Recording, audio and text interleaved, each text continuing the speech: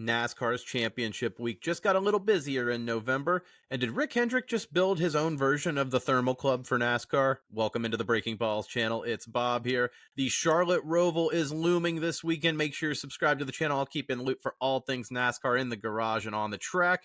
And before we get into our main story, it was announced that NASCAR's preliminary injunction hearing versus 23XI and Front Row Motorsports was confirmed to be pushed back to November the 4th, as NASCAR asked for a pushback on that date in court with the hurricane in Florida this week. What's important about that November 4th date? That's the day after the penultimate race at Martinsville for the Cup Series. So during the championship week, we're going to have NASCAR in court battling two different teams. Can you imagine if either Denny Hamlin or Tyler Reddick is in the championship four while they're in court against NASCAR that week? Wild to think about, but it's potentially on the horizon now as this is confirmed for November. Stay tuned for more on the channel with that. The main story today, it was announced that Rick Hendrick and Speedway Motorsports announced a partnership for a private motorsports club just outside of the Charlotte Motor Speedway. Named the 10th Club, is going to be just outside of turns 1 and 2 of the Charlotte Motor Speedway and opens in April of 2025.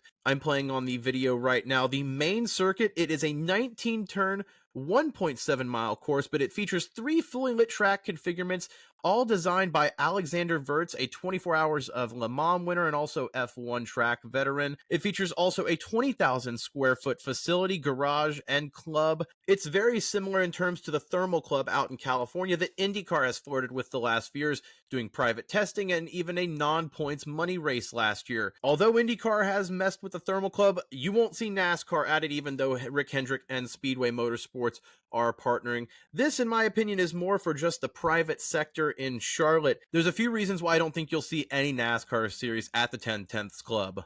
Firstly, this is just a partnership with Rick Hendrick because he has the facilities to do so. Rick Hendrick has the largest private fleet dealer in America and a large scale of collision centers that can account for just about any type of car or model. Plus, you've got the Hendrick Track Attack package, and yes, it is a little controversial among teams, but they build out their own race cars and sell to private buyers. So yes, you can buy an old race car chassis from Hendrick, or you can have it built from the ground up to your modification and spec. And finally, the biggest one is just on a business-wise for the Charlotte racing community. Now they don't have to go to Virginia International Raceway to do private testing on road courses. They'll have something in their backyard.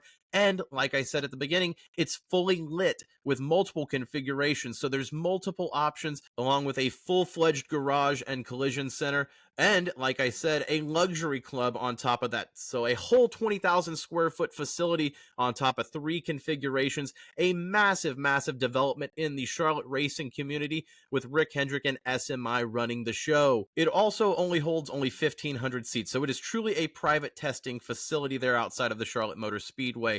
I don't think they'll sell out like IndyCar and do anything there, but famous last words, of course. Let me know your thoughts down below on SMI and Rick Hendrick's new private testing facility, the 10th Club. And of course, stay tuned to the channel. Like this video, it helps me out a ton. Subscribe to the channel as the Charlotte Roval is looming this weekend. Let me know who you think may be going home in the next cut for the round of 12 in NASCAR. Stay tuned for more here at Breaking Balls. Thanks for watching.